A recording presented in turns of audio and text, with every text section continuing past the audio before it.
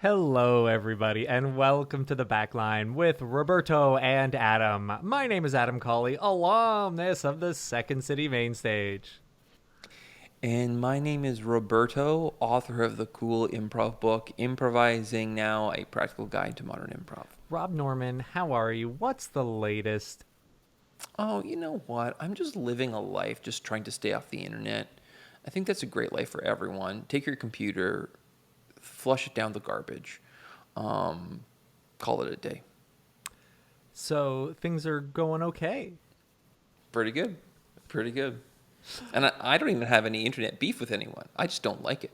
I thought you were going to say I don't have any internet connection. I mean, I can't afford one. I find public I Wi-Fi. have dial-up, but things are very bad here, so everyone else got on the internet too, because I'm missing out. Man, remember I remember the first time I was on the internet, and I think it was just all chat rooms. And that was enough to sustain us. Like, this was wild. Like, it's just seeing someone else type from a different computer. Yeah. This is great. And the friend whose house I was at had 2 hours a day. And it was still dial-up, but you had 2 hours a day that you could access online. And we were having a sleepover. And so we used the 2 hours, and then we waited till midnight. And as soon as midnight hit, back on for another 2 hours. What we accomplished or learned? Very little. You know, that kind of child logic is incredible. Like, one time I got banned from my friend's house because him and his brother fought while I was there. I didn't do anything wrong, but I guess I was just blamed for it. And so I wasn't allowed inside the house for like a week or something. Okay. And so, but we were in the middle of playing Secret of Mana, which is a 3-player game, cooperative game for Super Nintendo. And so what they did is they got this like cord and they stretched it out the window and they pulled the TV forward and we played Secret of Mana with me leaning into the window. Like, I kind of love that. If I saw my child doing that, I'd be like, got me. Can't do anything. You found the loophole. But what a great life skill of like, we have a block here. We've got a roadblock in our plans. Instead of abandoning the plans, how do we work through them? I really love it. Anyway, that's really fun. Rob, I was in San Diego last week. San Diego. Sky from Big City. Finest City Improv brought me down, had some workshops, couldn't do a show. I had to leave before the show because another issue. But the workshops, the hangouts, the community. San Diego is a beautiful place, but they have so many improv theaters and such a strong community. I was quite shocked, but what a lovely surprise. The space is beautiful, and then I got to see another improv space in another area of town. Just a fantastic community, and would highly recommend. It wasn't on my list prior to this in terms of like, if you're in the area, you gotta go. But you really gotta go to San Diego if you're looking for some fun improv. It's interesting. I heard a lot of complaints from a lot of folks that they were saying that you catfish them, that they all thought it was weird that you were signing the emails, Rob Norman. Rob Norman will be there. Come check out Rob Norman. And then when you showed up, a lot of people were upset at you, and they were like tweeting at me being like, we miss you. You were the one we wanted to see. We got stuck with the guy with the creams. Mm-hmm. And so hopefully we'll have to figure out something where both of us can be in San Diego so no one's disappointed. I think you'll be in San Diego teaching workshops, and I'll be outside of the window yelling, yes, and. Wait, you got banned? You got banned from banned. San Diego improv theaters? Yeah, they didn't like like the catfishing. They didn't like that everyone was expecting you. But as we just discussed, that's a roadblock, simply a roadblock. I will still be teaching and performing in San Diego all the time, but it'll just be from the street. Honestly, there's nothing cooler than shouting "should have said" from the street. That's a really awesome improv teacher move to. Well, you live, you learn. That's true. But Rob, these are things that are still few and far between, depending on where in the world you are. These in-person classes, these in-person shows. Some cities are rocking them and have been they never stopped. And some keep opening and then closing and opening and closing. But there are a few that we know that are reopening. We've got I.O. in Chicago is reopening, kind of with the help and guidance of the annoyance. We've got UCB coming back in LA. Second City in Hollywood is something. Don't know what's happening there. But a lot of people have been reaching out to us and asking, now that all of these theaters are kind of coming back, I got to make a choice here. I got to make a decision. Where should I go? Where should I be studying? And so I wanted to dive into that and see if we can figure out what would be the ultimate improv training center. But before we get into all of that, Rob, talk us through training centers, training experience. What is your experience? What was your training like coming up as a new improviser? Very little. I took one improv class to start off, which was Herald 1. That's how I started at Second City. After Herald 1 with you, we went into Herald 2, and then I joined the Second City Conservatory program after that. But beyond that, like before that, I was just finding stages. So I was in high school. We were doing a lot of improv, and so we put together our own show in high school. And then once you and I were doing sketch, for some reason we kind of like just skipped a bunch of lines and started doing improv. A lot of improv. After Herald 1, we started doing a lot of long form out in the city. We kind of got sucked up by this long form company that allowed us to do shows even though we weren't trained by them. So most of my training comes from being on stage and experiencing stuff. However, there's this other part that I think was the most valuable part of our education, which was doing workshops. So traveling a lot throughout the world and doing small one-off workshops with whoever we wanted to study with. That was a really valuable part in kind of building our improv vocabulary. Yeah, it was. It's so interesting to think what Zoom has offered in terms of, and YouTube in terms of experiencing improv that is not in your immediate surroundings. We came up in a time, pre-YouTube, obviously pre-Zoom, where if you wanted to experience new improv, you had to apply to a festival, get in, have money, or organize a fundraiser so you could support yourself to take the bus 12 hours to go to UCB in New York and watch shows at the Del Close Marathon for 10 hours straight and be like, oh, interesting. I've never seen an improv show do this. Or I didn't even think improv could be this way. And then while you're there, you get to study with a teacher that you only heard about. And you get firsthand experience with them. Like that was completely unique when we were coming up. And that's the only way you could do it, right? No one had, YouTube literally wasn't around. And no one thought to record their improv set and put it up online so people around the world could experience it. You just had to be there. It was quite wild. But yeah, I agree that so many of our big experiences were doing a workshop over a weekend and then trying to unpack it without a guide, right? It's like someone gave you a recipe for a great meal and said, now just try and make it when you get home. And we're like, fuck, I think I don't have this ingredient. You can't get this ingredient in my neighborhood. Very funny. Are there any, as we talk about getting into what kinds of training centers people might be attracted to depending on, the community or the training, were there any experiences as a student where you're like, this thing that I'm getting to do here or this thing that I'm witnessing is something that I want to hold on to, or I'd make sure that other students get to experience this? That's a really good question. I think it's very challenging because when you are a student, don't you just take it for granted? Like if you have a really great experience in a class, aren't you just being like, well, that's how improv classes work? Like you never, until you have a really bad one, or maybe you've experienced a series of bad ones and then you've had a good workshop or a good improv teacher, only then would you realize how shitty of an experience you had was. But if you're actually in it, most of the time you're just like, oh, improv is great. Yeah, I mean, there was definitely things like, I remember graduating from the Second City Conservatory, and when you have your final show, you do it on the Second City main stage. And back then, I felt like this mattered. It felt to me like that the people around the Second City Training Center and the theater, this was a big deal. And maybe it was, maybe it wasn't, but the care that was taken in preparing that show, from a marketing, from the way the teachers treated us, like we were professionals who deserved to be here. I thought that was such an important feeling to empower the students with, because it very much felt like, hey, this is possible for you.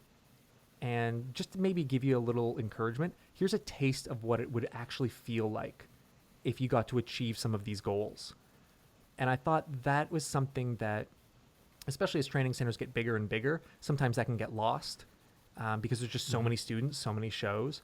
But when there is a big show, a graduation show for a student, it does feel like, let's give them all the respect and let them shine, to give them that feeling of encouragement. Yeah, I mean, I think Conservatory is a very, very special program at Second City. I mean, maybe we should explain that real quick. At Second City, nothing is written down. Everything is done through improv. And so Second City, in their training program, they have a Conservatory program that you need to audition for that kind of reproduces the Second City process so that you can experience it. So you get 2 levels of improv training. You get 1 level of doing the archives, which is basically old scenes from the history of Second City, like the best of. And then you get 3 levels of you making your own show, your own Second City show. And the process is a little different because you're not making it on stage in front of an audience, you're making it in your classroom. But for the most part, it's pretty darn close to the real thing. And I've directed 3 of those shows, and they matter. They do matter to the people teaching them, because if you want to direct a main stage show, this is your audition. So people really care about them. And even after you start directing, like I think I maybe directed one after I finished directing Turco, and I still wanted the show to be awesome because I'm competing with myself. I don't want to have a worse show than the show we did last time. I want this one to be better. So yeah, I think Conservatory is a very, very special thing. But thinking about classes that really, really rock, it's like I remember when I was taking classes being very, very poor. And one of the things that you can tell if you have a very good improv teacher or a very good improv class, it's like it was never a thing being like, can I afford this? Should I take this class? I was like, yeah, here's the credit card. We're going again. We have to finish this. This is awesome. So I guess that's a very good sign of a good program and a good teacher.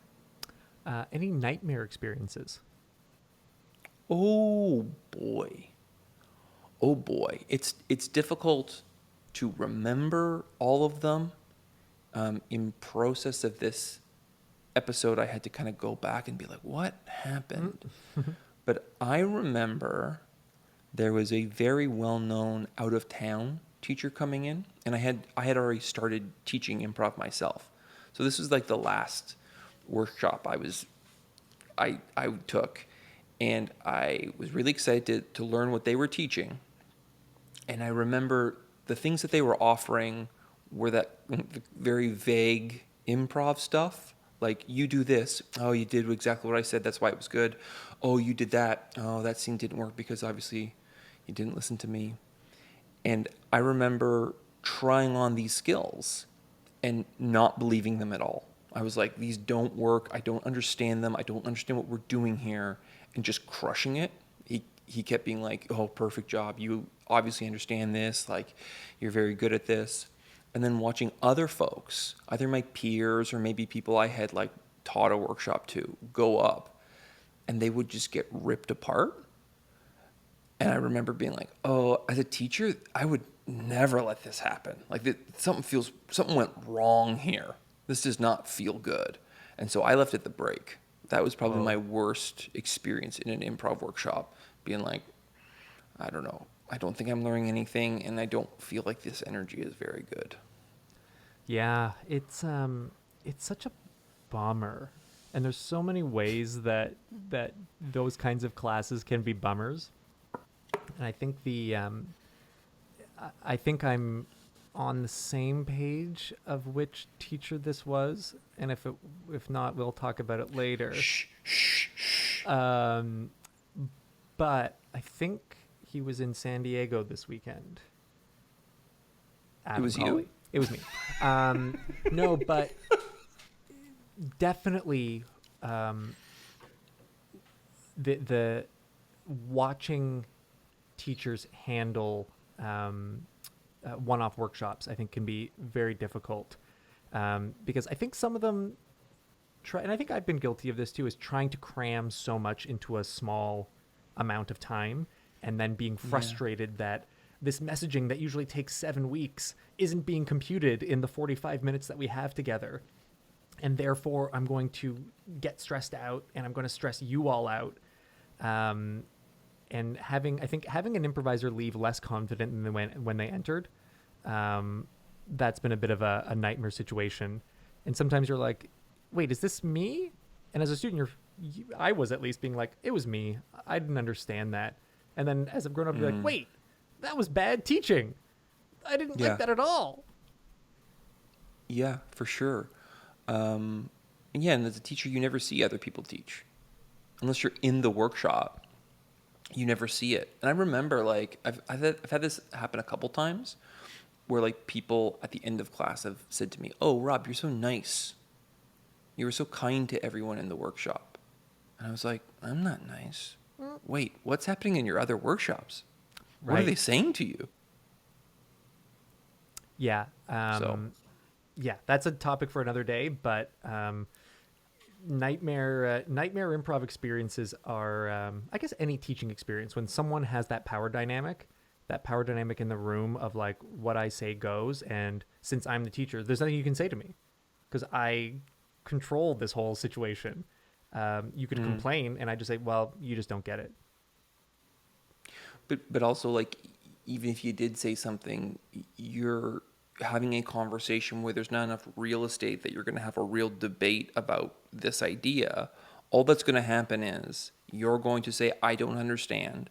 And then that teacher who's been doing hours and hours of these workshops has 12 talking points that they're going to say at you to help explain it to you. But you're not going to actually have a conversation about whether this works or not. That's an impossible conversation to have in the middle of a workshop while 11 other people are like, "Can we get to the mirror game?" Did you ever do that thing in, like, a high school where there's 15 minutes left in class and you're like, I think I can get this teacher to talk for 15 minutes so that we don't get any homework. Like, let's purposefully get them off track.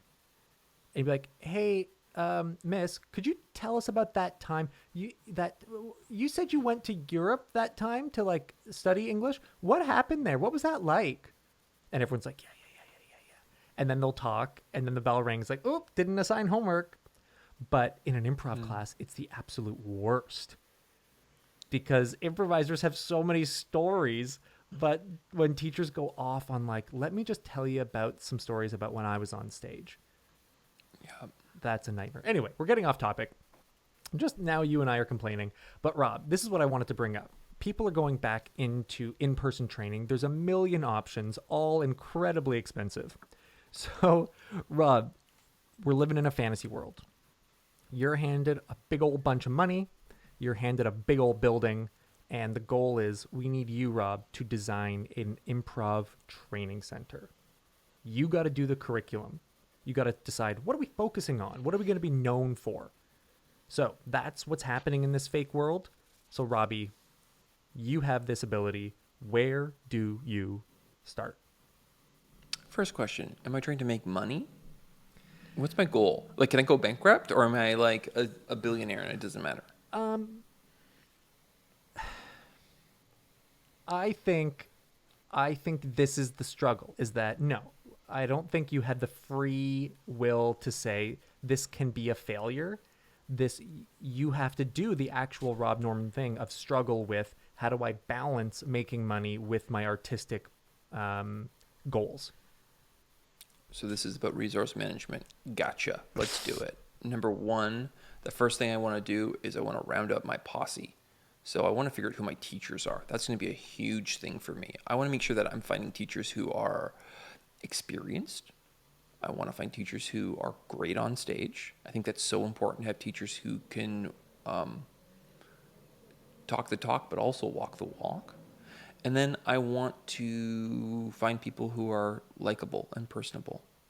You know, it's been very interesting working for as long as we have at the Second City Training Center in Toronto. And you see that there's certain teachers that for whatever reason, students just kind of like love them. They want to hang around them. They want to do more classes with them. And then there are other teachers who are very good, very knowledgeable, very strong at what they do. And they go, oh, I taught a good class. I like that teacher. If I learn from them again, great. But I'm not looking them up online to see how I can do more things with them. So finding out who those personalities are that are going to make people want to be in your space, I think that's very important. I mean, I'm thinking about my experience of first coming to the Second City Training Center in Toronto, and it used to be in the basement of the Shoppers Drug Mart, which is like a CVS or whatever. A pharmacy. And you go down these stairs, and it kind of smells like mildew. It's like a finished basement, and there's all these pictures, very old pictures of the fire hall stage, and you know, there's some Second City alumni that you recognize, like maybe you would see a picture of like Mike Myers or Colin Mockery. But for the most part, these are people who are very, very good, but you've just never heard of them. They're never famous on television. But you could just tell walking into that space, something magical happens down in this musty old basement. And I think training centers, for the most part, they're just empty rooms.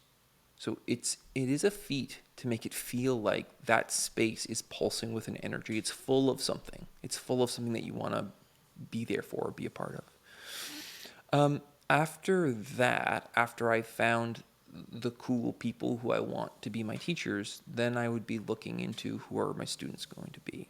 And for the most part, I would say the majority of income coming into a training center is going to be people who are doing this to build confidence. They're doing this to meet people. Like I don't want to probably tailor my first programs to heralds. That probably would be a mistake. I feel like in the beginning of a training center, what you really need is a community. And that community has to have an open, safe space so that lawyers can show up and they can do their improv games, and it's easy and it's fun, and maybe they want to do a mixer show on the weekend, but for the most part, they're just kind of here to hang out, drink beer, and make friends. Once that's going, once that machine is going, and you have people coming through the training center, you're going to find maybe 1 in 10 out of everyone you teach is going to be looking for something more. And that would be like a long form program or maybe a sketch writing program. But for the most part, I'd say your bread and butter is going to be a kind of Spolin-esque series of improv games that allow people to express themselves without judgment. All right, Robbie. So we're hearing how you begin. What are your first thoughts? I think the thing that I always wonder about, and I wonder if all the training centers have thought this question, but what do you want a student who has studied at your training center to come away with? If someone's going to say, yes, I am from the Rob Norman School, here's what I offer. Oh, that's the end of the question. Okay.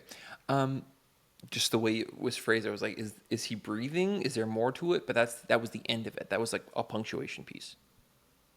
Yes. Okay, so the thing I would always think about with improv training and improv classes is that we're a service-based industry, which seems weird. For education, it should be pretty clear that our value comes from the classes that we sell. But for the most part, I actually don't think that that's quite true. I'm not seeing, in Toronto at least, people compete a lot on price points. I don't know if you've experienced something different, Adam, but I think for the most part, people go, well, there's some classes that are $400, there's some classes that are $300, there's some classes that are $200, but people are still going to the places that charge $400.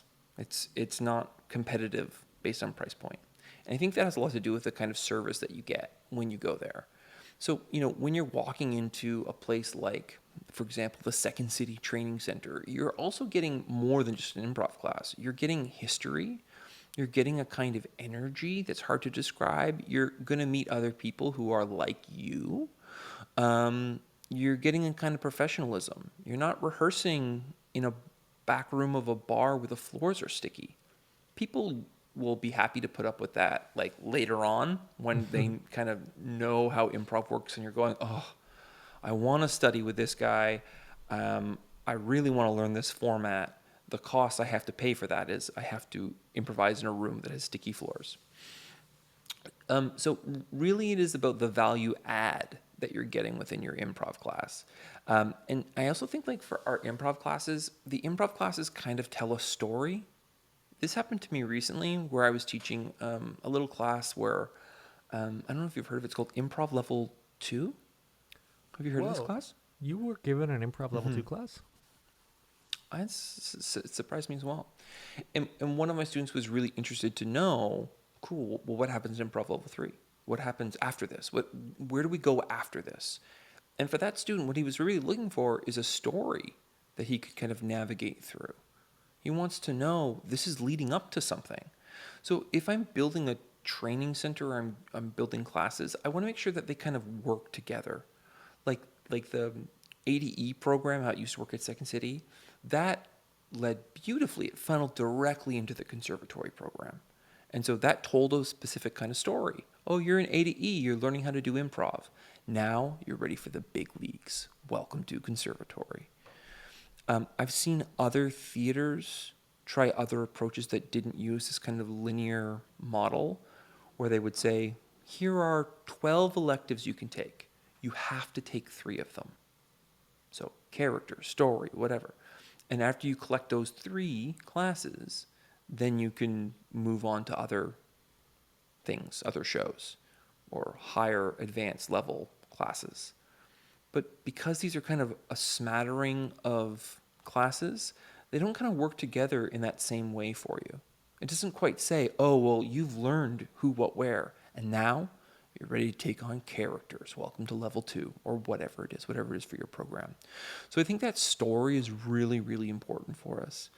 I also think, like, strangely enough, I'm very product oriented in my head. I want the classes I take and the classes I teach to say, hey, you didn't know this. Now tonight on stage, you know this. You can go do this thing that you couldn't do before the workshop.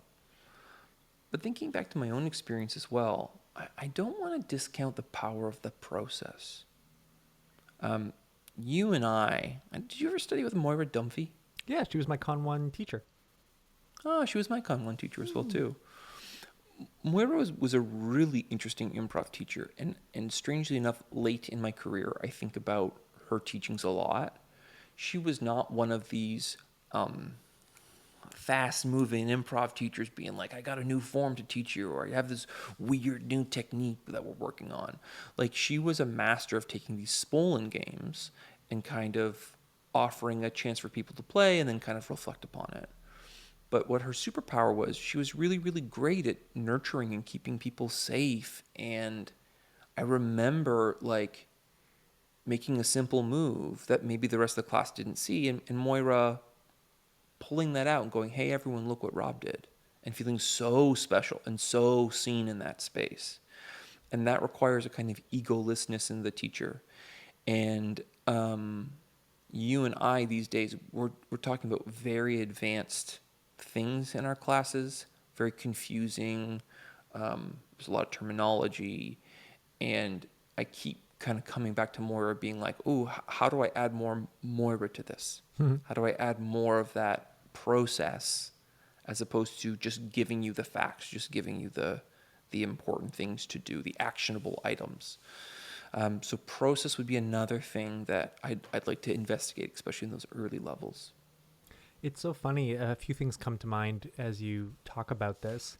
That I agree with your assessment of Moira, and it feels a little like when we do these workshops, like you and I talking about the a little more technical, advanced stuff. It's like, well, because we usually teach now in very condensed circumstances, right? It feels a little like you're traveling, but you're staying in a hotel versus an Airbnb, where Airbnb, you kind of get a bit more of like, oh, I can buy some groceries. Oh, this is what Danish groceries are like.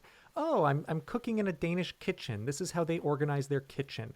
I'm getting a little more of the culture than if I was staying at an American Hilton and ordering in Domino's to my hotel room.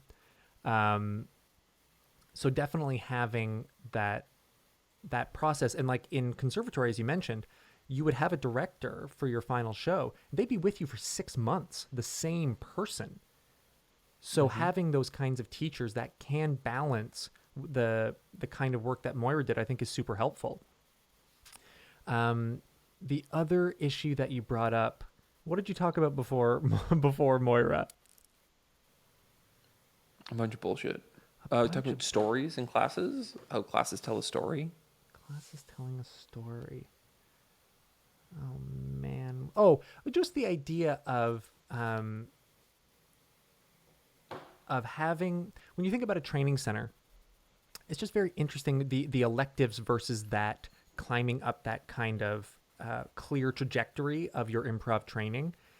And for me, that was always such a positive because it felt like you and your classmates were coming up together, right? You were going through these experiences together. And when you graduate, oh, we all graduated and we all know what that's like. And then when your friends graduate, you know what it's like to finish the level E program.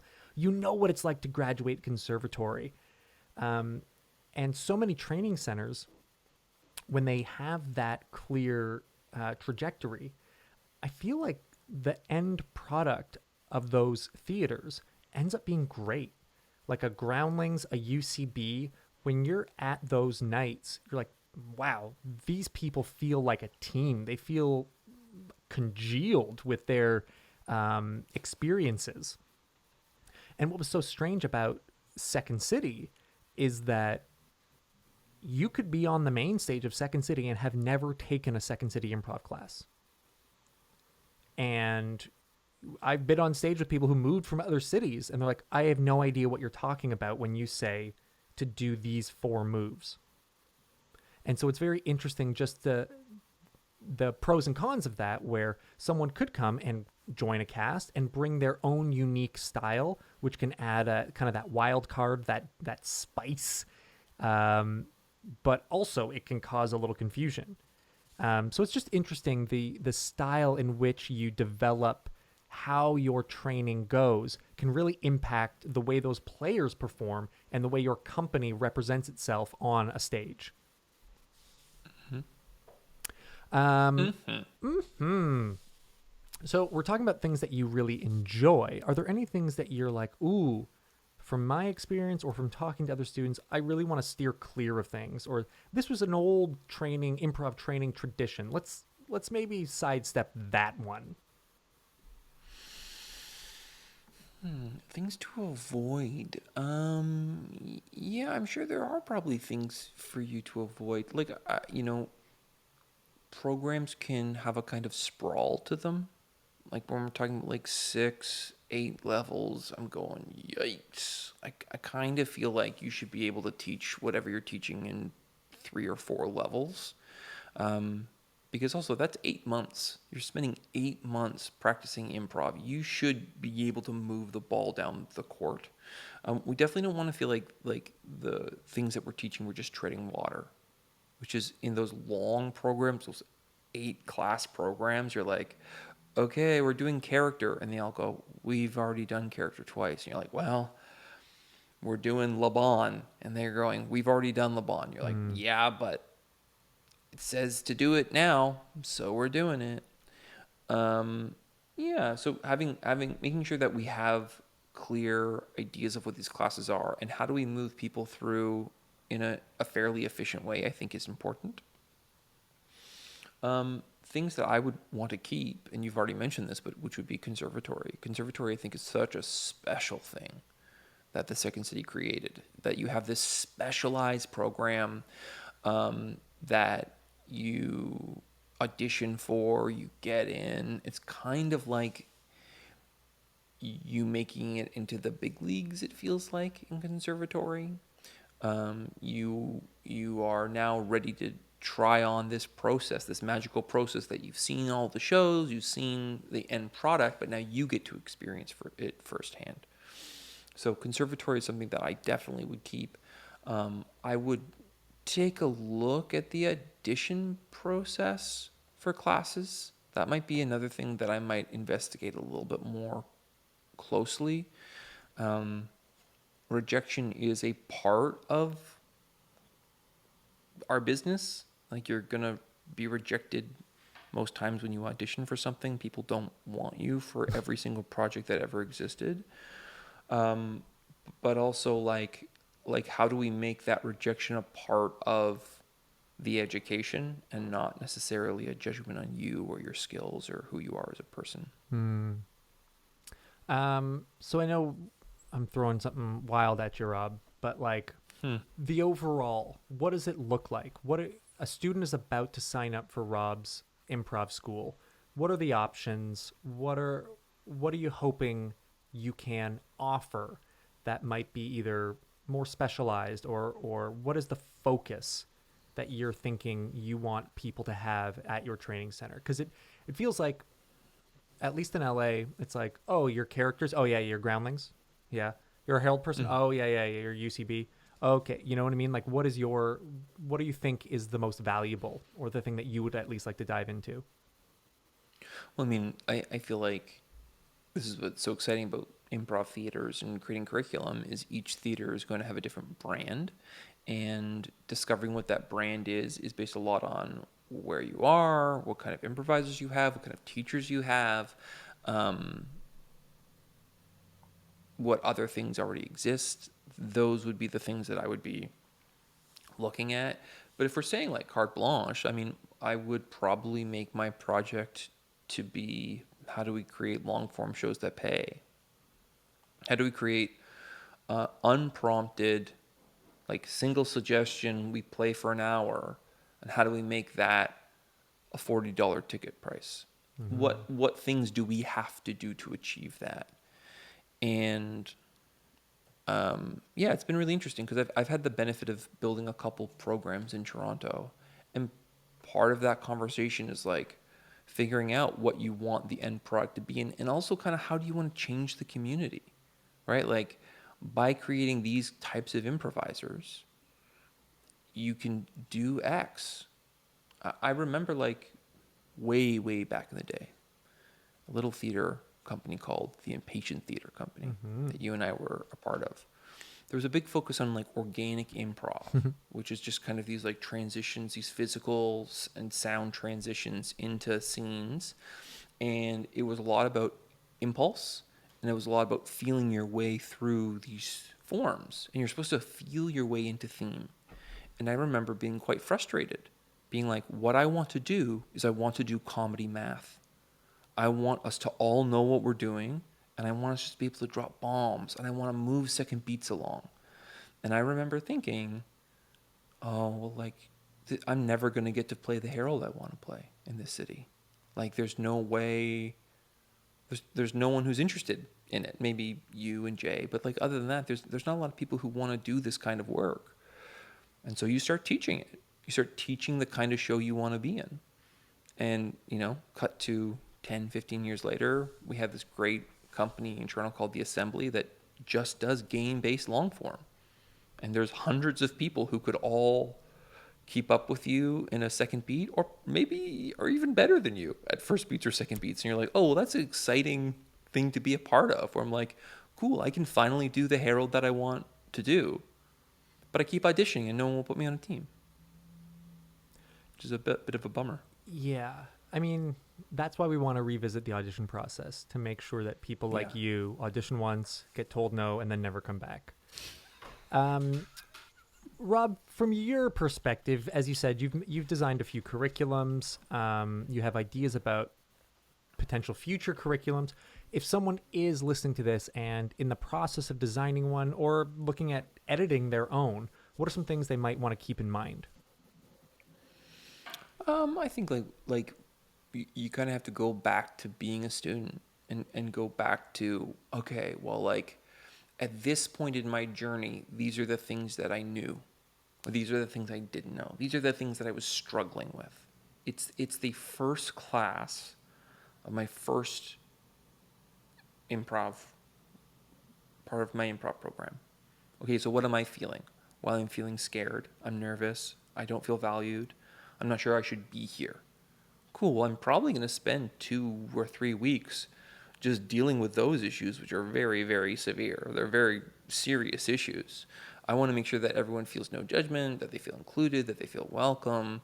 The other part of this, which is like the actual like fundamentals of what you have to do, those don't matter if you don't feel good about yourself within the program. So stuff like that, thinking a lot about where people's are in their improv career and kind of, again, building out that story for them. They're going on a journey. You're their helper. What are the things that you're offering to them along the way? You know, there's a reason why most improv programs, if you talk about like Improv 1 or Improv Level A, there isn't a lot of content that is actionable in it, because so much about it is just teaching you about the process, teaching you what it feels like to be in an improv scene, teaching what it feels like to collaborate. And if you've done lots of improv, immediately people are like, please let me skip that, because I know what that feeling is. Just teach me how to do scenes better. So, yeah. Yeah, I like the idea of going back, thinking less like an improv teacher and more like an improv student. Like something as simple as the length of time a class is. The annoyance was running classes that were 2 hours. Get in, have your fun, peace out. Everyone still has energy by the end of the day. Probably a lot of people feel like, oh man, I wish this was 3 hours. That's a great feeling. That's a great feeling to leave your improv class with. I wanted more. However, when I first started teaching at Second City Hollywood, classes were 3.5 hours. Toronto, Second City, 3 hours. Hollywood, 3.5. But Rob's making faces. If you're just listening to this, Rob's judging whether this is a good idea or a bad idea throughout all of this talk. So if you want to see it, check out the YouTube link. Bingo, bango, improv time. But just thinking of the positive of that 3.5 hours was the last half hour, classes who were in class at the same time would all end at the 3-hour mark, come together in one classroom, and they would all perform for each other what they had worked on that class. And I was like, oh, what a lovely idea. Every week you get an improv class and you get a mini improv show. I thought that was amazing. And it left people feeling like they got over their nerves faster. They were more excited about improv shows, and they could actually put it into practice, not just with the people who heard the same lesson from the teacher. They would show a group of other improvisers, some ahead of them in their training, some behind, and it left everyone being very supportive. And it also kind of taught you how to be an improv audience member, because the support that was there was no judgment. It was all encouragement and support, because we are all going through this process together. I thought that was an amazing thing that I'd never seen any other training center do. However, 3.5 hours, a little long. Well, I mean, in Los Angeles, it's necessary, because if you don't get everyone together, you're not going to see anyone again for another 7 days. You'll just be in your house by yourself. Yeah. And if maybe you're in a car driving forever. If you're driving all the way to class for 2 hours, it's like the commute is longer than the class. So yes. If you're here, let's give you the maximum amount of time before you have to leave. I do just want to say really quickly, this 2-hour improv class is perfect, because there is no 3-hour improv class, unfortunately. That doesn't exist. Because the minute you get to 3 hours, then we need a break. How long is that break? 20 minutes? So as these classes get longer, you go to 4 hours, you need to have a lunch. Great, that's half an hour, maybe an hour. So it's like the length of time that you're in class for gets longer, but the actual time you get to like be on stage working on stuff becomes less and less and less and less. 2 hours is perfect, because it is the maximum amount of time you can have in a class without having to take a break. Well, I love this discussion. I mean, we're building a fake theater, but people are in the process right now of building real ones and returning. They're adjusting their old curriculum to fit a new world, a new way of teaching, a new way of learning. So reach out to us. Let us know, how is your program coming along? If you are just about to start, what are you thinking about? What are some things you think other theaters should start thinking about? Reach out to us at The Backline Pod on Facebook and Twitter, and at The Backline Podcast on Instagram to see our cool pictures and stories with music. Rob, what is one cool thing on stage, off stage that you are thinking about right now? I'm not much of a video game head, as you probably know. Not a big video game head. I don't spend a lot of time playing video games. However, recently, my house has acquired a Nintendo Switch. And, hey, see, I'm having a ball, man. Yeah? I am having a blast playing the Switch, dude. You were always a Nintendo boy growing up. I was a Sega Genesis boy growing up. That's like a Pepsi household. It makes no sense to me. But my friend had a Nintendo, so we couldn't copy him. We had to get something different. That's fine. It was a mistake. Sega Genesis was not my favorite system in retrospect. But having the Switch is awesome. We have a PS4, but the Switch is so great because it literally is. You just pick up a controller and you just start playing. There's no very complicated tutorial. There's no huge load screens. It really is streamlined to be the most fun and friendly system that you can have. So I'm having a blast. We're playing Super Mario Battle Strikers right now. It is a soccer game. Somehow Nintendo made soccer fun for me, which is an incredible thing. I think that the key was they decided that at any time in the game you can just punch someone in the face. And so you're just running around. There's a ball involved, but basically you're Bowser and you're just punching people whenever you see them, which is great. I love it. Very fun.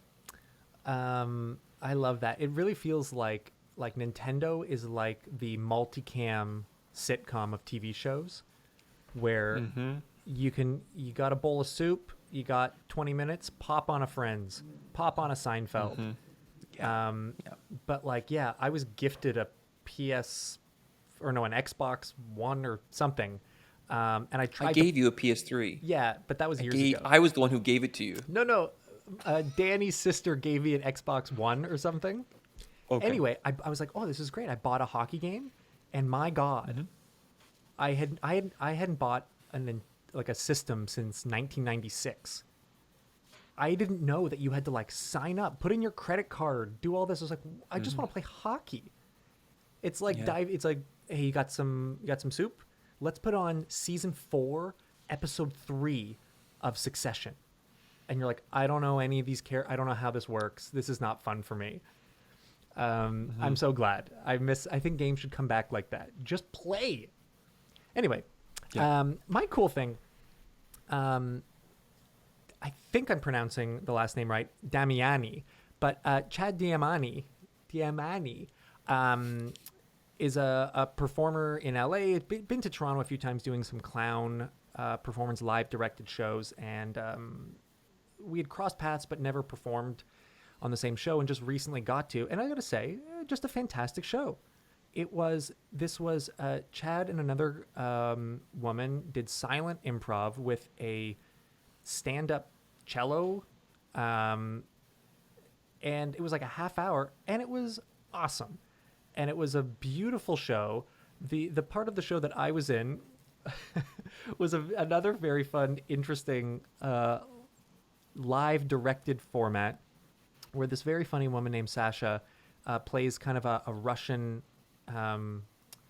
circus ringmaster and directs the improv from the point of view of a bored improv teacher.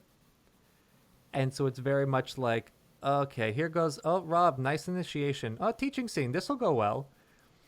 And I could not believe how much the audience enjoyed it. It took me a bit by surprise of what is my role here? But man, what a goofy, funny show. But to cap it all off, Chad's performance and the style of performance was unbelievable. So if you have a chance to check them out, do. And so that sounds a lot like this game from Rapid Fire called Heckler, where you're on stage and two improvisers are in the audience kind of like making fun of you. They're heckling you. Now, when you were playing, did you play into being heckled, or were you trying to do an actual scene? No, I tried my best. And was that fun? It's a little like, I guess kind of like when I used to be scared of roller coasters. Someone just like it's like flying. If you're fear of flying or fear of anything, you're just like, once you're on the plane, you have to give in. Like you can't keep worrying. Like it's out of your control. So I think once I got my first note, I was like, I was doing my best. I just have to give in now and say, I'm going to continue to do my best because the audience loves when I get ripped on. So for me, I'm much more interested in the show doing well than me doing well. Yeah, I think I would really struggle because I would be like, yeah, but like, what's our second beat here? But the minute you have someone chirping you, you'd be like, well, I can't do that anymore. I got to protect myself here. Oh my gosh, I'm getting ripped on. They're all laughing not with me. They're laughing at me. They're laughing at me, Kramer. Well, Robbie, thank you for all your thoughts. I think it's really interesting. I'm very curious to see how the next few months of improv theaters around the world handle this and what the experience of students are. So we will continue this talk. Robbie, you can always reach out to us, as I said, at the Backline Pod. And as always, this podcast is brought to you by that Sonar Network. Please, if you like this podcast, send it around. Rate and review. Leave that comment. Subscribe. We've already got Bingo Bongo Improv Time, but what else can we get? That's what I'm curious about. Rob Norman, I will be home in Toronto soon. We'll be doing shows. We'll let everyone know about that later on. But until then, we'll see you next week. Bye.